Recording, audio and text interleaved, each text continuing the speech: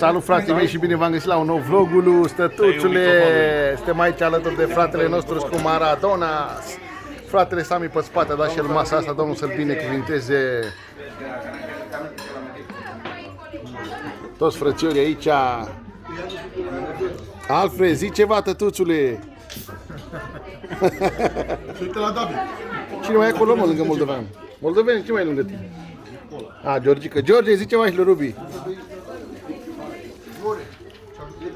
Deci înainte la o mână de sărmăluțe. Niște puișori adevărați.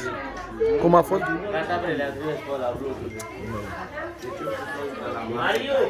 Fetele pe spate. Mai este o mână de băieți acolo. Oracolul, zi ceva aici.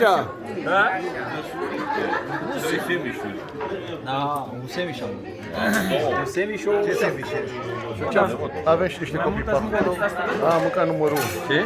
Cipriani, mai mult ați mâncat decât asta de acolo? Sunt și eu aici cu vocea României. Abelardo pe spate, toți frățiorii. Uitați-și pe Chermusiu Sami. Uitați-și gura aici. Am făcut acasă în modul de zile. Mara, cât ai băgat, bosule? Am mâncat 3. Doar atât? O mână de sarmaluțe de-astea. Niște puișori, un pic de mămăliguță și aia e, tătuțule. Da, mă, dacă nu am avut 87 de dimineață, 80 Moise, cât ai băgat, tată? Cât ai băgat? Acum, Da? Oracolul, zi ceva aici.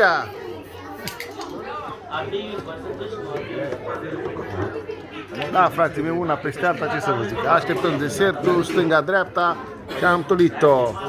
Uite-l pe Bala pe spate. Bală, noi urmăm. Ce facem? Nu mai zici nimic?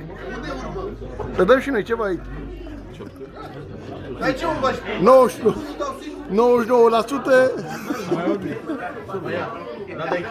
Da, frățiorul meu, urmăm oaie și mix grill. Că ne-au luat oamenii șmecheria. Trebuia să noi nu sarmalele astea. Hai, una peste alta, frații mei, ce să vă zic, vă pupă tot și ne vedem în următorul vlogul. Da, fraților, ne vedem în următorul clip. Clipuleț.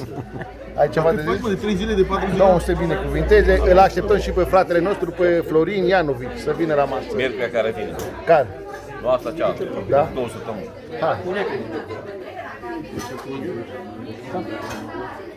Și revine fratele nostru Maradona scump înapoi lângă omul lui Alfred. Înapoi. El a spus treaba asta, Alfred, s-a uitat la David. Dacă are voie sau nu. Pe cu părculețul bossului, e mai greu acum. Hai, vă pup pe toți și ne vedem. Alfred, Vaninoasa lângă Nu e Montesquieu. mă Alfredo sau cum îi spune ea? Alfonso, tătuțule, care l-a rupt cojasca. Hai, vă pup pe toți.